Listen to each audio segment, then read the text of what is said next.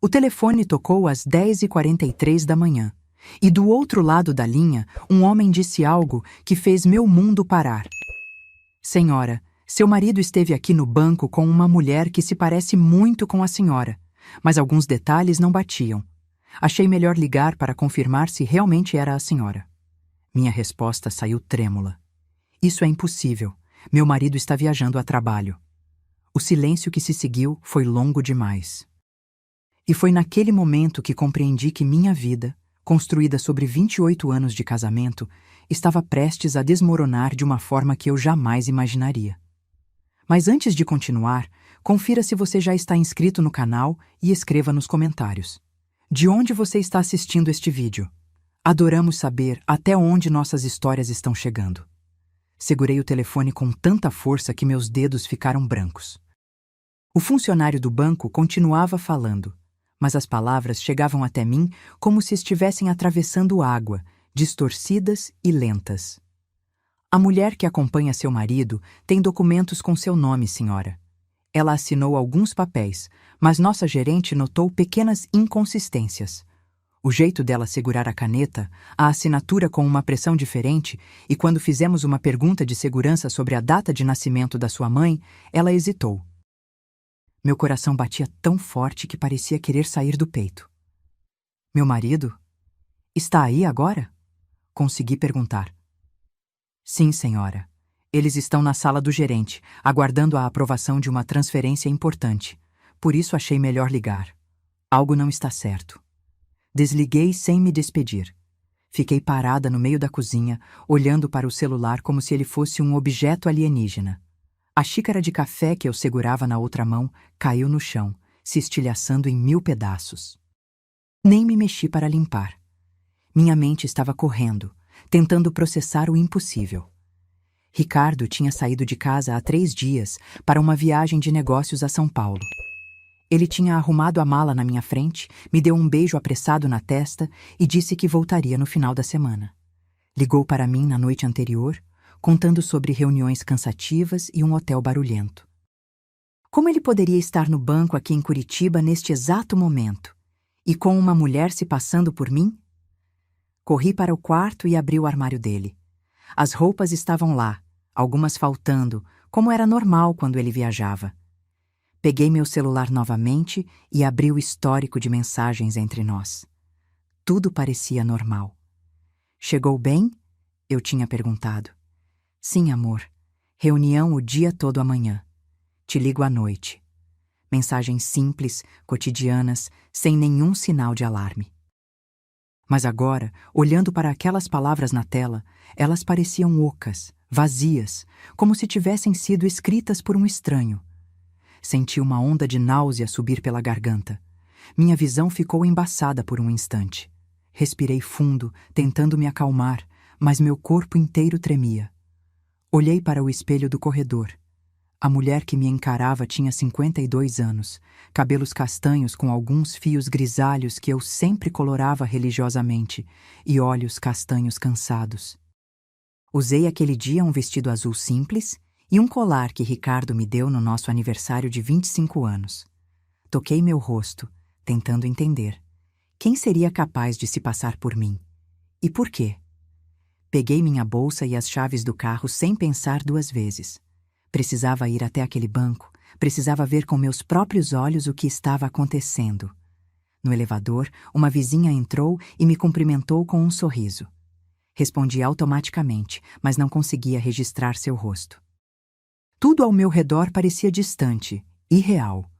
No carro, minhas mãos tremiam tanto que tive dificuldade para colocar a chave na ignição. Respirei fundo mais uma vez. Calma, Fernanda. Pode ser um mal-entendido, pode ser um erro. Mas no fundo, eu sabia que não era. O tom de voz do funcionário do banco tinha sido claro demais. Ele estava preocupado, e essa preocupação não vinha de um simples engano administrativo. Enquanto dirigia pelas ruas de Curitiba, minha mente começou a viajar para o passado recente. Nos últimos meses, Ricardo tinha mudado. Nada muito óbvio, apenas pequenos detalhes que eu havia ignorado. Ele ficava mais tempo no celular, sempre dizendo que era trabalho. Começou a sair mais cedo de casa e voltar mais tarde. Quando eu perguntava sobre o dia dele, as respostas eram vagas, genéricas. E havia aquelas viagens. Antes ele viajava talvez 1 ou 2 vezes por ano. Nos últimos 6 meses, foram pelo menos 5 viagens. O mercado está competitivo, Fernanda, ele explicava. Preciso estar presente, fechar negócios pessoalmente. Eu acreditava nele. Por que não acreditaria? Em 28 anos de casamento, Ricardo nunca me deu motivos para desconfiar. Ou será que deu e eu simplesmente não quis ver?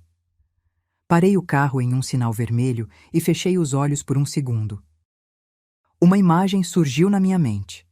3 semanas atrás, encontrei um recibo de restaurante no bolso do paletó dele.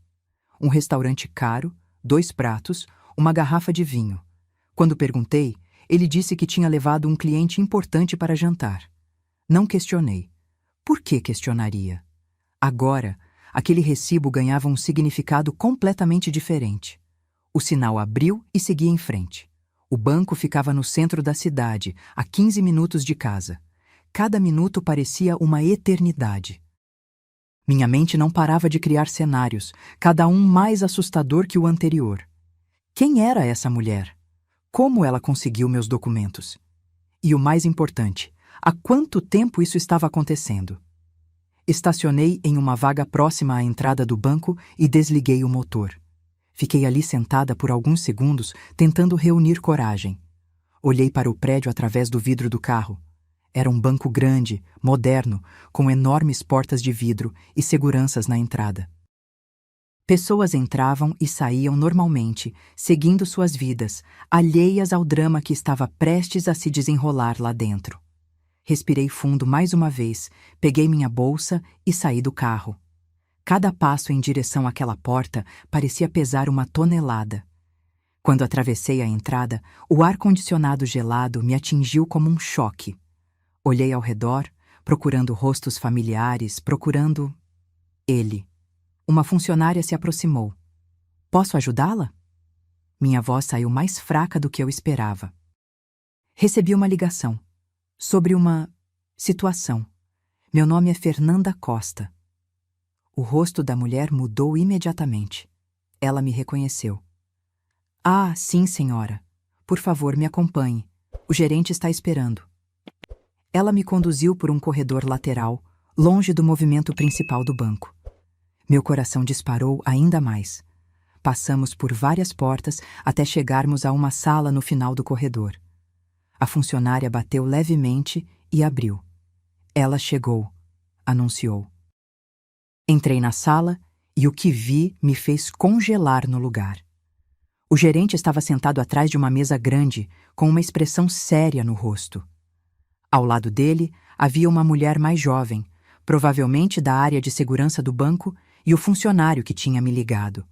Mas o que realmente me deixou sem ar foi o que vi através da janela de vidro que dava para outra sala. Ricardo estava lá. Meu marido, que deveria estar em São Paulo, estava sentado ao lado de uma mulher. E essa mulher... Meu Deus, essa mulher era praticamente idêntica a mim. Minhas pernas fraquejaram e precisei me apoiar na cadeira. O gerente se levantou rapidamente. Senhora Costa, por favor, sente-se. Eu mal conseguia tirar os olhos daquela cena. A mulher tinha o mesmo corte de cabelo que eu, a mesma cor. Usava roupas parecidas com as minhas, o mesmo estilo discreto e clássico. Até a postura dela, a forma como cruzava as pernas, era familiar. Como... quem... Eu não conseguia formar frases completas. O gerente trocou um olhar com a mulher da segurança antes de falar. Senhora Costa, agradeço por ter vindo tão rapidamente. Como já explicamos por telefone, seu marido chegou aqui há cerca de 1 hora com essa mulher, se apresentando como o senhor Ricardo Costa e a senhora Fernanda Costa.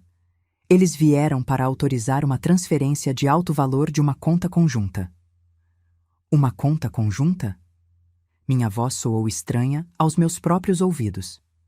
Sim, uma conta que está em nome dos dois. O valor seria transferido para uma conta nova, aberta recentemente. O funcionário que tinha me ligado se inclinou para a frente. Foi quando nossa gerente começou a desconfiar. A assinatura estava próxima da sua, senhora, mas havia diferenças sutis. E quando fizemos perguntas de segurança de rotina, a mulher hesitou em algumas respostas. Continuei olhando através do vidro. Ricardo parecia tranquilo, até confiante. Ele conversava com outro funcionário, gesticulando, sorrindo. A mulher ao lado dele também parecia à vontade, como se fizesse aquilo todos os dias, como se fosse realmente eu. Quanto? Perguntei de repente. Quanto eles queriam transferir? O gerente consultou alguns papéis. 230 mil reais, senhora. Senti como se alguém tivesse me dado um soco no estômago. Era quase toda a nossa reserva de emergência, dinheiro que tínhamos economizado durante anos. Dinheiro das minhas economias também, do trabalho que eu tinha antes de me dedicar a cuidar da casa e dos filhos. Eles ainda não sabem que eu estou aqui? Perguntei. Não, senhora.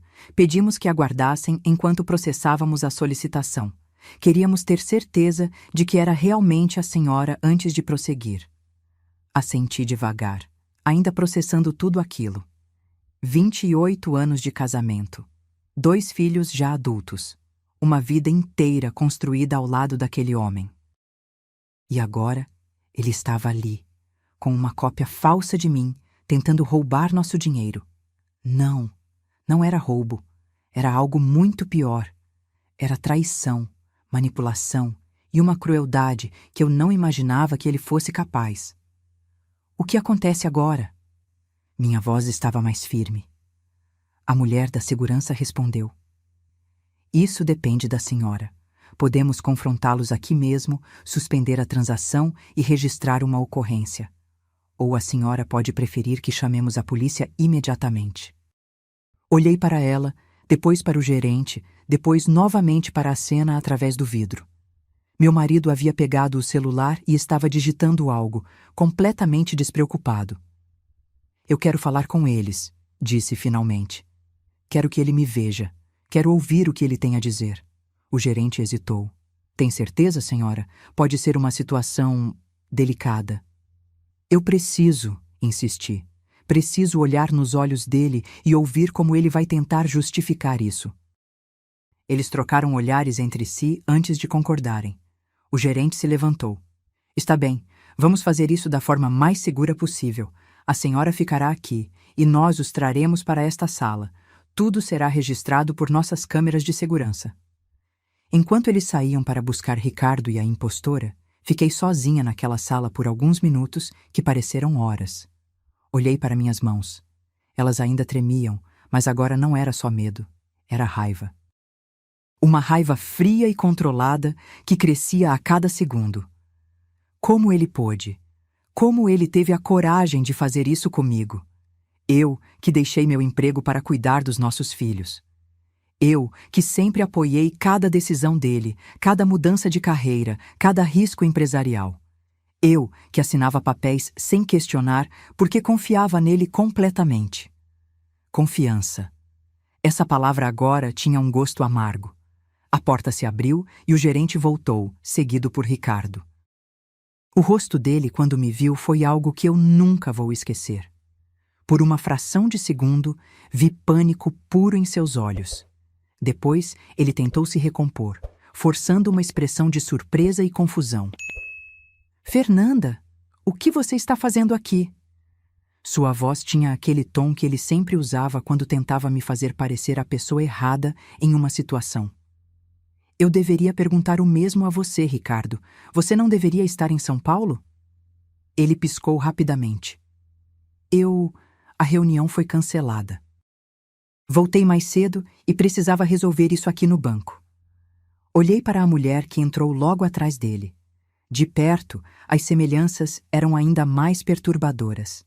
Ela era mais jovem que eu, talvez uns 10 anos mais nova, mas havia algo calculado na forma como ela se vestia, se penteava, até na maquiagem discreta.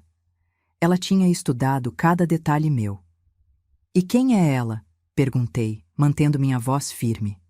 A mulher abriu a boca para falar, mas Ricardo a interrompeu rapidamente. Ela é uma colega de trabalho. Veio me ajudar com uns documentos. Uma colega de trabalho que se veste exatamente como eu? Que tem meu nome nos documentos? Que tentou se passar por mim para transferir mais de R$ 200.000 da nossa conta? Minha voz subiu um pouco no final. O silêncio que se seguiu foi denso. A mulher olhou para Ricardo, esperando que ele dissesse algo. Ele passou a mão pelo cabelo, um gesto nervoso que eu conhecia bem. Fernanda, você não está entendendo. Isso é um mal-entendido. Mal-entendido? Eu me levantei da cadeira. Um mal-entendido é trocar açúcar por sal no café. Isso aqui é fraude, Ricardo. Isso aqui é crime. Ricardo deu um passo à frente, com aquela expressão que ele sempre usava quando queria me acalmar, me convencer de que eu estava exagerando. Fernanda, por favor, vamos conversar com calma. Você está nervosa, não está pensando direito. Aquelas palavras foram como um gatilho. Quantas vezes ao longo dos anos ele tinha usado essa mesma tática? Sempre me fazendo sentir que minhas preocupações eram exageradas, que minha intuição estava errada, que eu estava sendo emocional demais. E eu sempre acreditava, sempre cedia, não desta vez. Não me diga como eu estou me sentindo, respondi, e minha voz saiu mais firme do que eu esperava. Não me trate como se eu fosse louca, eu vi tudo. Vocês tentaram roubar nosso dinheiro usando uma falsa identidade. Como você chama isso? A mulher finalmente falou, sua voz surpreendentemente parecida com a minha. Eu posso explicar? Não, eu a cortei. Eu não quero ouvir você. Nem sei quem você é. Olhei diretamente para Ricardo. Eu quero ouvir dele. Quero ouvir do homem com quem fui casada por 28 anos como ele chegou a esse ponto. O gerente do banco, que havia permanecido em silêncio até então, interveio. Senhor Costa, a situação é grave. Temos aqui registros de tentativa de fraude. A menos que o senhor tenha uma explicação muito convincente, teremos que acionar as autoridades. Ricardo olhou ao redor da sala, como um animal encurralado procurando uma saída. Vi o momento exato em que ele decidiu mudar de estratégia. Sua expressão passou de defensiva para agressiva. Tudo bem? Disse ele, com uma voz dura que eu raramente ouvia. Você quer a verdade, Fernanda? A verdade é que esse dinheiro também é meu. Trabalhei por anos para construir o que temos. E sim, estava transferindo para uma conta nova, porque preciso fazer investimentos que você não entenderia. Investimentos? Eu quase ri, mas era uma risada sem humor. Investimentos que exigem uma mulher se passando por mim? Investimentos que precisam ser feitos às escondidas? Ele cerrou a mandíbula. Você não entende de finanças, Fernanda. Nunca entendeu. Eu sempre cuidei de tudo. E ali estava. A máscara finalmente caía. Durante todos esses anos, ele tinha me mantido afastada das decisões financeiras, sempre dizendo que eu não precisava me preocupar com isso, que ele cuidaria de tudo. E eu, ingenuamente, tinha interpretado isso como proteção, como cuidado. Agora eu via a verdade. Era controle. Era uma forma de me manter na ignorância. Você está certo, disse calmamente. Eu não entendo de muitas coisas, mas entendo de documentos falsos, de fraude e de traição. Virei-me para o gerente. Quero registrar tudo formalmente. Quero que todas as nossas contas conjuntas sejam bloqueadas imediatamente. E quero que a polícia seja chamada. A mulher que se passava por mim empalideceu. Espera, isso não era para... Cala a boca! Ricardo explodiu, virando-se para ela. Você não tinha que dizer nada! Foi nesse momento que tudo ficou cristalino. Eles haviam planejado isso juntos. Não era um erro, não era um mal-entendido. Era um plano elaborado para me roubar. E ela? Ela não era apenas uma cúmplice qualquer. Pela forma como Ricardo falava com ela, pela intimidade que transparecia, ficou óbvio. Vocês estão juntos. Não foi uma pergunta, foi uma constatação. Há quanto tempo? Ricardo não respondeu, mas a expressão de culpa em seu rosto disse tudo. A mulher baixou os olhos. O gerente se levantou. Senhores, vou pedir que aguardem aqui. A polícia já está a caminho. Os minutos que se seguiram foram surreais. Ricardo tentou algumas vezes iniciar uma conversa, mas eu não respondi. Não tinha mais nada a dizer para ele. A mulher ficou em silêncio, olhando para o chão, ocasionalmente lançando olhares nervosos em direção à porta. Eu fiquei ali sentada, estranhamente calma agora. Era como se um véu tivesse sido arrancado dos meus olhos. Tantas coisas começaram a fazer sentido. As viagens frequentes, os telefonemas em que ele saía da sala, os finais de semana em que ele precisava ir ao escritório. Os extratos bancários que ele nunca me deixava ver. Lembrei-me de um dia, meses atrás, quando encontrei um perfume desconhecido no carro dele. Quando perguntei, ele disse que tinha dado carona para uma colega de trabalho que havia derramado perfume acidentalmente. Eu acreditei. Claro que acreditei. Por que não acreditaria? Olhei para a mulher novamente. Ela devia ter uns 40 e poucos anos. Bonita, cuidada, mas não extraordinariamente. O que me perturbava não era sua aparência em si, mas o esforço deliberado em se parecer comigo. Quanto tempo ela passou me estudando? Observando meu jeito de me vestir, de falar, de me comportar? Como você conseguiu meus documentos? Perguntei de repente, quebrando o silêncio. Ela me olhou, surpresa pela pergunta direta. Hesitou, olhou para Ricardo, que negou com a cabeça quase imperceptivelmente. Mas ela estava assustada demais para se importar. Ele me deu, respondeu em voz baixa. Cópias. Disse que precisava para abrir contas de investimento. E você achou normal? Minha voz estava carregada de incredulidade. Achou normal um homem casado te dar documentos da esposa para você se passar por ela? Ela abriu a boca, fechou, depois murmurou. Ele disse que vocês estavam se separando, que era tudo parte do processo de divisão de bens. Eu quase senti pena dela. Quase. Porque mesmo que ela tivesse sido enganada por ele, ela tinha escolhido participar de um esquema que claramente não era legal. Ela tinha escolhido se vestir como eu, copiar minha assinatura, responder por mim. E quanto ele te prometeu? Perguntei. Da transferência. Qual era a sua parte? Ricardo se levantou bruscamente. Chega, Fernanda. Você não tem direito de interrogá-la. Eu tenho todo o direito, respondi, sem tirar os olhos dela. Vocês tentaram me roubar. Tenho direito de saber tudo. A mulher da segurança do banco, que tinha ficado em silêncio até então, interveio. Senhor Costa, sugiro que o senhor se sente e permaneça calmo. A polícia chegará em breve e todas as questões serão esclarecidas formalmente. Ricardo voltou a se sentar, mas estava visivelmente tenso. Suas mãos tremiam ligeiramente e ele não parava de mexer no relógio, outro gesto nervoso que eu conhecia bem. Olhei para aquele homem que eu pensava conhecer. 28 anos.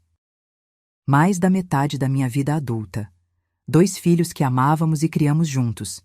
Jantares em família, viagens, planos para o futuro, promessas de envelhecer lado a lado.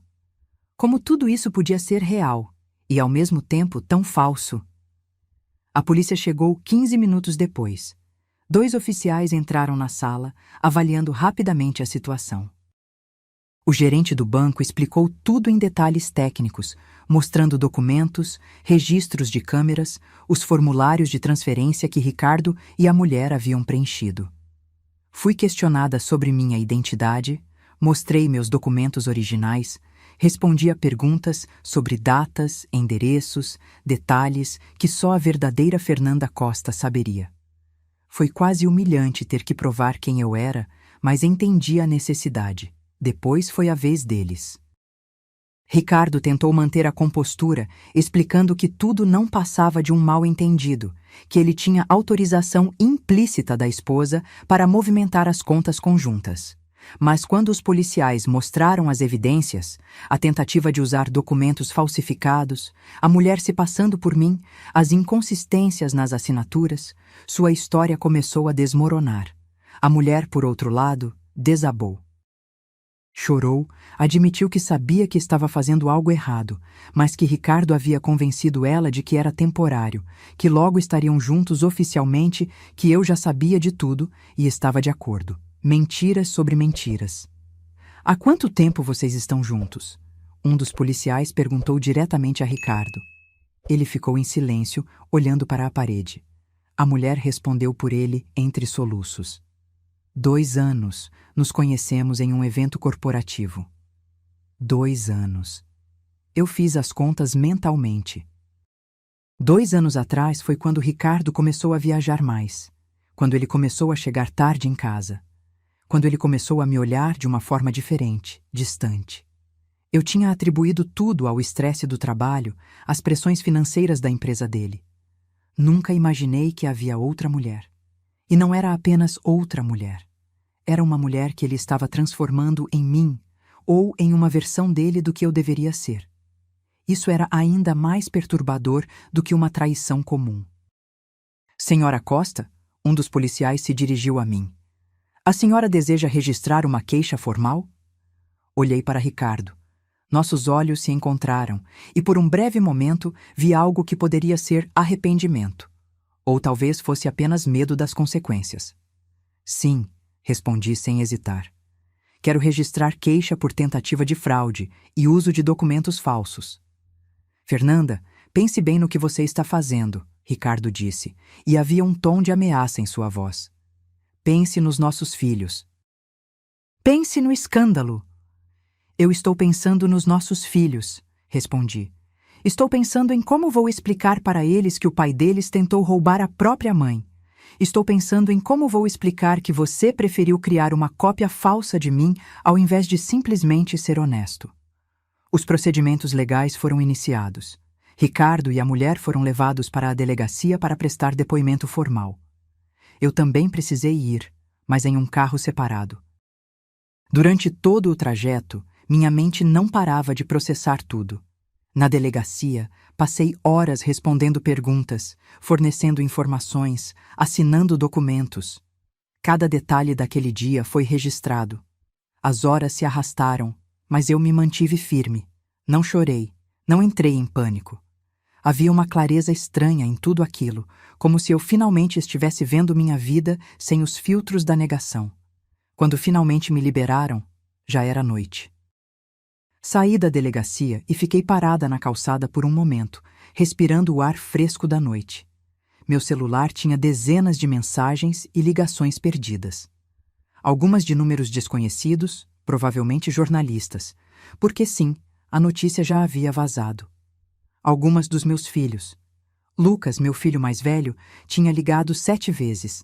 Marina, minha filha, tinha enviado várias mensagens desesperadas. Mãe, o que está acontecendo? Vi nas notícias. Por favor, me liga.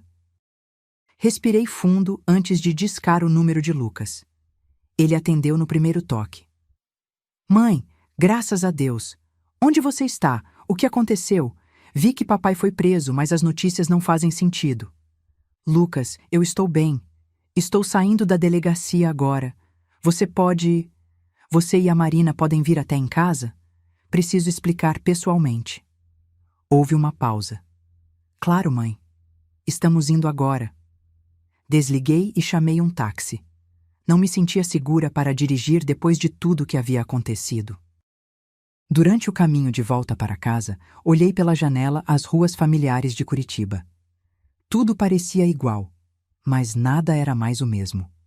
Quando cheguei em casa, a realidade da situação finalmente me atingiu. Aquela casa, que tinha sido meu lar por tantos anos, agora parecia um cenário de mentiras. Cada cômodo tinha memórias, mas quantas delas eram reais? Quantas vezes Ricardo tinha mentido para mim dentro dessas paredes? Fui até o quarto e abri o armário dele. Comecei a procurar. Não sabia exatamente o que, mas precisava encontrar mais respostas. No fundo de uma gaveta, escondido sob alguns documentos antigos, encontrei um envelope. Dentro, havia fotos. Fotos dele com aquela mulher. Mas não eram fotos recentes. Algumas tinham mais de 1 ano. Havia também recibos de hotéis, de restaurantes caros, de joias que eu nunca recebi. E cartas. cartas de amor escritas de próprio punho dele, prometendo um futuro juntos, prometendo que logo se livrariam de mim. Se livrariam de mim. As palavras ecoaram na minha mente. Será que o plano era apenas roubar o dinheiro? Ou havia algo mais sinistro? A ideia me fez gelar. Sentei na cama, segurando aquelas evidências, e foi só então que as lágrimas começaram a cair. Não lágrimas de tristeza pela perda do casamento. Isso eu já havia processado de alguma forma durante o dia. Eram lágrimas de raiva, de traição, de anos desperdiçados com alguém que claramente nunca me valorizou. A campainha tocou. Enxuguei rapidamente o rosto e fui atender. Lucas e Marina estavam na porta, rostos preocupados. Assim que me viram, ambos me abraçaram ao mesmo tempo. Mãe, o que aconteceu? Marina perguntou, suas próprias lágrimas escorrendo. As notícias dizem que papai tentou roubar você. Isso não faz sentido. Conduzi os dois para a sala e contei tudo. Desde a ligação do banco até os momentos na delegacia. Vi suas expressões mudarem de incredulidade para raiva, de confusão para compreensão. Quando terminei, o silêncio foi pesado. Lucas foi o primeiro a falar. Eu vou matar ele. Sua voz estava trêmula de raiva contida. Não, eu disse firmemente. Você não vai fazer nada disso. A justiça vai cuidar dele. Marina estava chorando abertamente agora. Como ele pôde fazer isso com você? Com a gente? Mãe, me desculpa, eu nunca desconfiei de nada. Ninguém desconfiou, querida. Ele era muito bom em esconder. Passamos a noite conversando, chorando, tentando processar o absurdo da situação. Lucas queria ir até a delegacia, queria confrontar o pai, mas eu o convenci a esperar. Marina se ofereceu para ficar comigo aquela noite, e eu aceitei. Não queria ficar sozinha naquela casa cheia de mentiras. Nos dias seguintes, minha vida virou de cabeça para baixo. A história vazou completamente para a imprensa. Empresário tenta fraudar a própria esposa com a ajuda de amante sósia, era a manchete em todos os jornais locais. Meu telefone não parava de tocar. Jornalistas, conhecidos curiosos, algumas pessoas oferecendo apoio genuíno. Contratei um advogado especializado em direito de família e crimes financeiros. Dr. Menezes era um homem sério, de meia idade, que não perdeu tempo com falsa compaixão. Ele foi direto ao ponto. O caso era sólido, tínhamos todas as evidências necessárias, mas seria um processo longo e desgastante. A boa notícia, ele disse durante nossa primeira reunião, é que todas as contas conjuntas foram bloqueadas. Seu marido não pode movimentar nada sem autorização judicial. A má notícia é que isso também se aplica a você. Assenti. Eu havia previsto isso. Felizmente, tinha uma pequena conta pessoal com algumas economias que minha mãe tinha me deixado anos atrás. Não era muito, mas seria suficiente para me manter enquanto tudo se resolvia. E quanto à outra mulher? Perguntei. Ela também está sendo processada. Há evidências suficientes de que ela sabia estar cometendo um crime. A defesa dela alega que foi manipulada por seu marido. Mas isso não a isenta de responsabilidade. Nos dias que se seguiram, fui descobrindo mais detalhes sórdidos. Ricardo tinha aberto várias contas em nome dos dois, usando os documentos falsificados da amante. Havia empréstimos que eu desconhecia, dívidas escondidas. Ele tinha criado toda uma vida financeira paralela. O mais chocante foi descobrir que ele havia comprado um apartamento para ela. Um apartamento de 2 quartos em um bairro nobre, tudo pago com dinheiro que deveria ser nosso, do casal. Quando o Dr. Menezes me mostrou os documentos, eu quase não acreditei. Como ele conseguiu fazer isso sem eu saber? Perguntei, incrédula. Pelas movimentações que analisamos, ele vinha desviando pequenas quantias ao longo de mais de 1 ano. Valores que não chamariam atenção nos extratos. 5.000 aqui, 10.000 ali, acumulou o suficiente para a entrada do apartamento e vinha pagando as parcelas. Eu me senti tão idiota, tão completamente ingênua. Como não percebi? Como deixei isso acontecer? Marina veio me visitar naquela tarde. Ela trouxe comida porque sabia que eu não estava comendo direito. Sentamos à mesa da cozinha e ela segurou minha mão. Mãe, para de se culpar. Eu vejo isso nos seus olhos. Você não teve culpa nenhuma. Mas eu deveria ter percebido, Marina. Os sinais estavam todos lá. Os sinais que você só consegue ver olhando para trás, ela rebateu. Quando você confia em alguém, quando você ama alguém, você não fica procurando traição. Isso é normal. Isso é humano. Suas palavras me reconfortaram um pouco, mas a ferida ainda estava muito fresca. À noite, quando fiquei sozinha novamente, fui até o quarto e olhei para a cama vazia. Ricardo sempre dormia do lado esquerdo. Eu dormia do lado direito. 28 anos naquela mesma configuração. Peguei o travesseiro dele e o levei para o quarto de hóspedes. Não conseguiria dormir naquela cama novamente. Não depois de tudo. Os dias se transformaram em semanas. O processo legal avançava lentamente. Ricardo foi libertado sob fiança, mas com uma ordem de restrição. Ele não podia se aproximar de mim.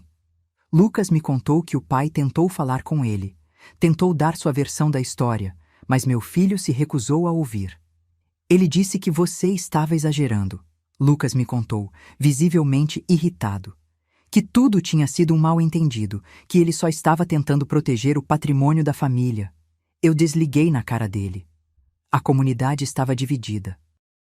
Alguns amigos ficaram do meu lado, oferecendo apoio incondicional.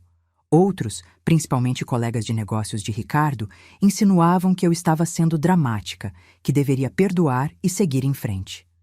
Uma conhecida teve a audácia de sugerir que talvez eu tivesse provocado a situação por não cuidar melhor do casamento. Eu bloqueei essas pessoas da minha vida sem hesitação. Não tinha energia para lidar com vítimas que culpam as vítimas.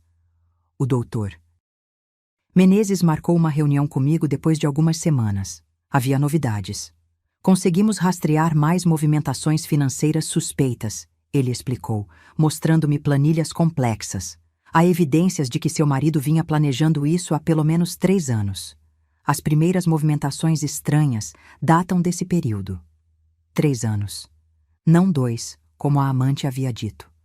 3 anos de mentiras elaboradas, de planejamento cuidadoso, de construção de uma vida dupla. Tem mais. O doutor Menezes continuou, hesitante. Encontramos evidências de que ele estava investigando formas de... Como dizer? De se livrar de você sem precisar dividir os bens em um divórcio. Meu sangue gelou. O que você quer dizer com se livrar? Não encontramos nada que indique planejamento de violência física. Ele se apressou em esclarecer. Mas há consultas a advogados sobre como declarar alguém mentalmente incapaz, sobre processos de interdição. Ele estava procurando brechas legais para te tirar do caminho financeiramente. Senti náusea. Então, esse era o plano. Não me matar, mas me declarar incapaz, assumir controle total sobre tudo. E então, o quê? Me trancar em algum lugar? Me medicar até eu não saber mais quem eu era? Isso é admissível em tribunal? Perguntei, minha voz tremendo. Sim, e fortalece muito o seu caso. Mostra premeditação, planejamento de longo prazo. Não foi um erro de julgamento momentâneo. Foi uma conspiração deliberada. As semanas se transformaram em meses. O outono chegou, trazendo folhas douradas e um frio que parecia permear não apenas o ar, mas também minha alma. Eu havia me mudado para um apartamento menor, mais prático. Não conseguia mais viver naquela casa cheia de memórias contaminadas. O julgamento estava marcado. Dr. Menezes estava confiante, mas me preparou para o fato de que Ricardo provavelmente apresentaria uma defesa agressiva. E ele estava certo. No tribunal, Ricardo apareceu bem vestido, com um advogado caro ao seu lado. Ele evitou olhar para mim durante todo o processo. Sua defesa argumentou que ele tinha direito de movimentar as contas conjuntas, que a sósia era apenas uma colega de trabalho que se ofereceu para ajudar porque eu estava indisposta, que tudo não passou de um grande mal-entendido amplificado pela mídia. Era uma história absurda, facilmente desmentida pelas evidências, mas foi contada com tanta convicção que vi alguns membros do júri acenando pensativos. Quando chegou minha vez de testemunhar, subi ao banco com as pernas trêmulas, mas a mente clara. Respondi a todas as perguntas com honestidade. Sim, eu confiava no meu marido. Sim, eu assinava documentos sem ler completamente. Sim, eu acreditava que ele estava cuidando da nossa família. A senhora não acha? O advogado de Ricardo perguntou com um tom condescendente. Que essa confiança excessiva foi, de certa forma, negligente? Que a senhora tinha a responsabilidade de acompanhar as finanças da família? Respirei fundo antes de responder. Confiança em um casamento não é negligência. É o que deveria ser normal.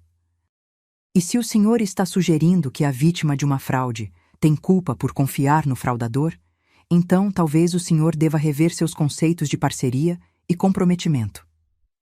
Houve um murmúrio na sala. O juiz pediu silêncio. O advogado de Ricardo pareceu momentaneamente desconcertado antes de prosseguir com outras perguntas.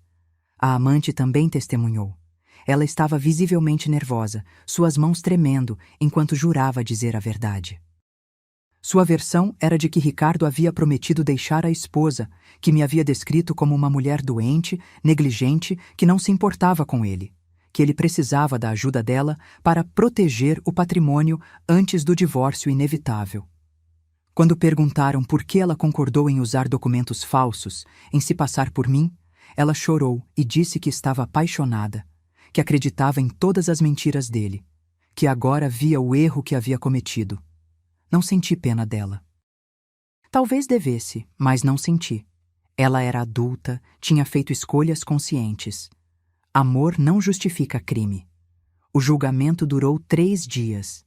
3 dias de depoimentos, de evidências apresentadas, de argumentações de ambos os lados. Quando finalmente terminou, o juiz disse que daria seu veredito em 2 semanas. Aquelas foram as 2 semanas mais longas da minha vida. Tentei manter a rotina, manter a sanidade, mas a ansiedade era constante. E se o juiz acreditasse na versão de Ricardo? E se eu perdesse tudo? Marina e Lucas se revezavam para me fazer companhia. Eles estavam incrivelmente presentes, mais do que haviam sido em anos. Essa crise, por mais terrível que fosse, havia nos aproximado de uma forma que eu não imaginava ser possível. Mãe, Marina disse uma noite, enquanto tomávamos chá na minha pequena cozinha, independente do que acontecer no tribunal, você já ganhou. Olhei para ela confusa. Como assim? Você se defendeu. Você não ficou quieta. Você não deixou que ele te destruísse. Você lutou. E isso nos mostrou uma força em você que a gente nunca tinha visto antes. Suas palavras me emocionaram profundamente. Eu tinha lutado. Pela primeira vez em muito tempo, eu havia lutado por mim mesma. Finalmente, o dia do veredito chegou. Voltei ao tribunal com Dr. Menezes ao meu lado. Ricardo já estava lá, parecendo tenso, mas ainda tentando manter uma fachada de confiança.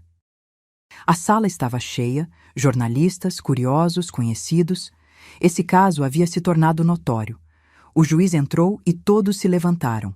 Quando ele começou a falar, meu coração batia tão forte que eu mal conseguia ouvir suas palavras.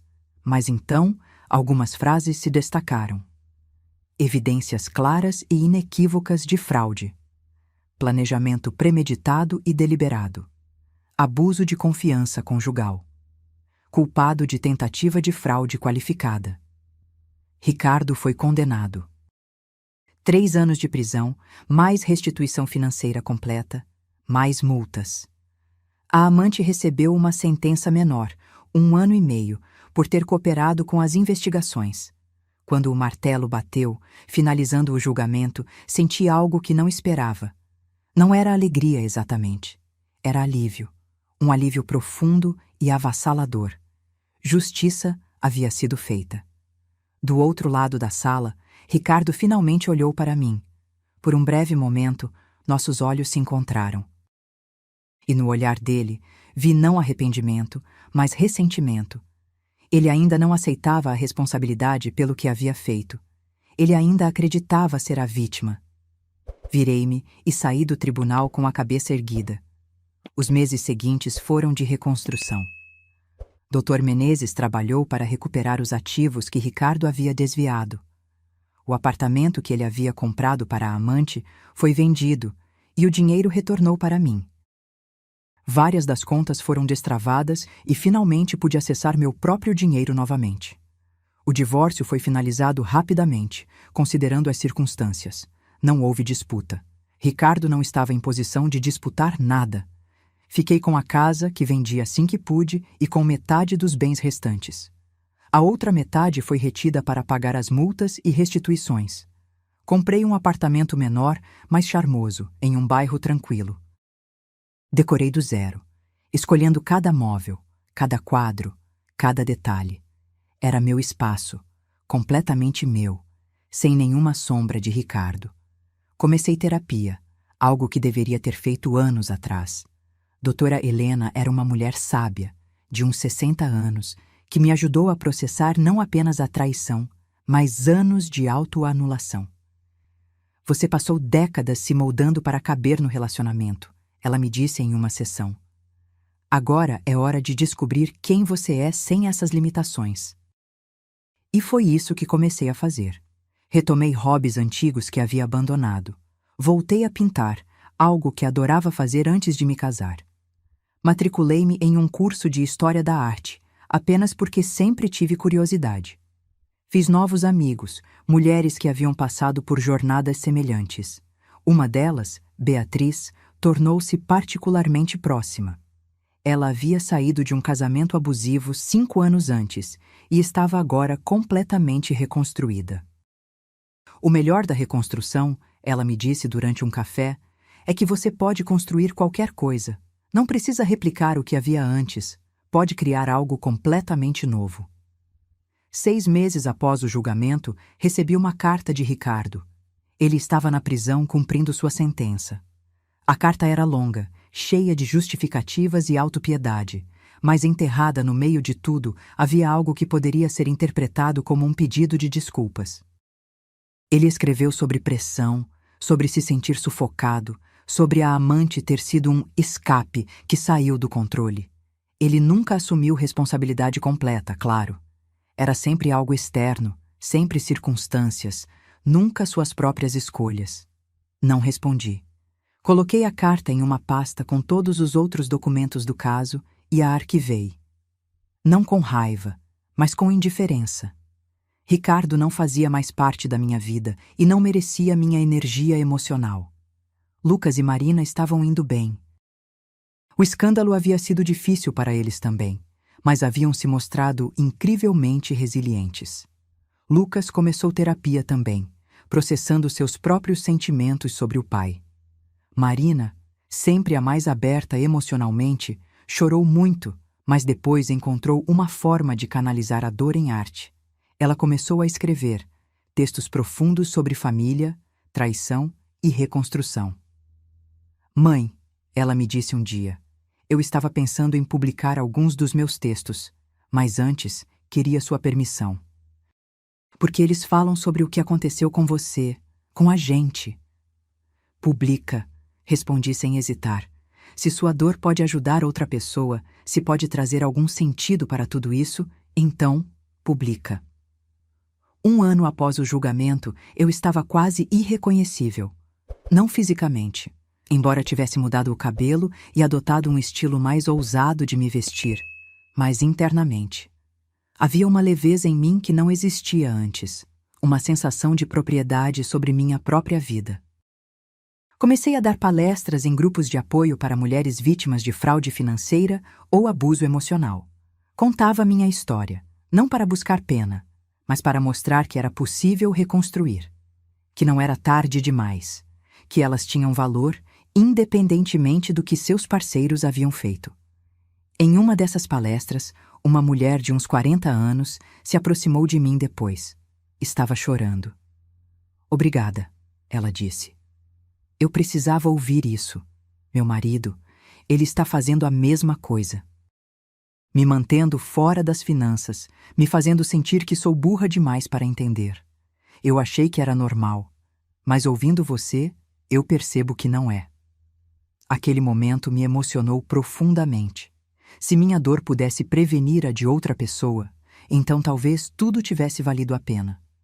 Comecei também a trabalhar com um grupo de advocacia voltado para a educação financeira de mulheres.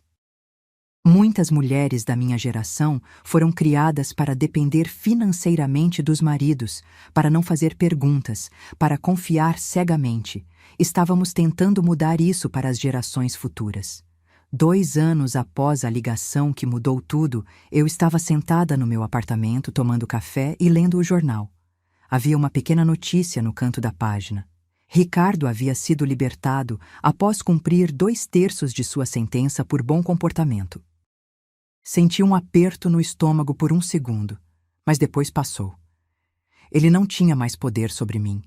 Ele era apenas um capítulo encerrado da minha vida. Doloroso, sim, mas encerrado. Olhei ao redor do meu apartamento, para as pinturas que eu havia feito, para os livros que estava lendo, para a vida que estava construindo. Era uma vida menor em alguns aspectos, menos dinheiro, menos conforto material, mas era genuinamente minha. E essa autenticidade valia mais do que qualquer conta bancária. O telefone tocou, interrompendo meus pensamentos. Era um número desconhecido. Por uma fração de segundo, considerei não atender, mas atendi. Fernanda Costa? Uma voz feminina, jovem, profissional. Sim. Meu nome é Júlia Santos. Sou jornalista do programa Vidas Reais. Gostaríamos de fazer uma matéria sobre sua história. Sobre como você superou a fraude, se reconstruiu. Seria uma forma de inspirar outras mulheres. Fiquei em silêncio por um momento, pensando. Havia uma parte de mim que queria manter tudo privado, enterrado no passado. Mas havia outra parte, mais forte, que queria que minha história servisse de alerta e inspiração. Vou pensar, respondi. Me mande mais detalhes por e-mail. Quando desliguei, olhei para o reflexo na janela. A mulher que me olhava de volta tinha 54 anos agora. Tinha rugas mais profundas, alguns quilos a menos, cabelos mais curtos. Mas tinha algo nos olhos que não estava lá antes. Força, clareza, propósito. Pensei na Fernanda de 2 anos atrás, aquela que atendeu o telefone do banco completamente despreparada para o que estava por vir. Aquela que confiava cegamente, que nunca questionava, que havia se tornado quase invisível na própria vida. Eu não a culpava. Ela tinha feito o melhor que podia com o que sabia. Mas eu também não queria mais ser ela. Decidi aceitar a entrevista. Quando o programa foi ao ar, 3 semanas depois, assisti com Marina e Lucas ao meu lado. Ver minha história contada assim, de forma pública, foi surreal. Mas as mensagens que começaram a chegar depois, centenas delas, de mulheres agradecendo, de mulheres compartilhando suas próprias histórias, de mulheres dizendo que meu exemplo as encorajou a se defender. Isso fez valer a pena. Uma mensagem em particular me marcou. Era de uma mulher de 68 anos. Pensei que era tarde demais para mim. Que eu tinha que aceitar o que meu marido fazia porque já tinha investido 40 anos nesse casamento. Mas vendo você, vendo que você lutou aos 52, eu entendi que nunca é tarde demais. Hoje falei com um advogado. Obrigada por me mostrar que eu também posso. Chorei lendo aquilo.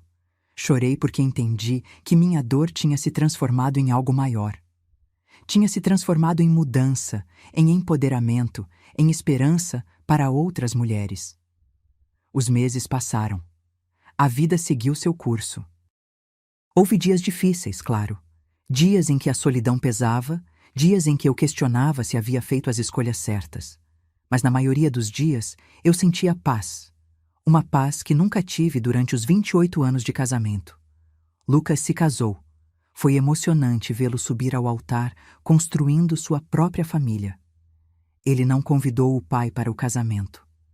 Foi uma decisão difícil, mas ele sentiu que era necessária.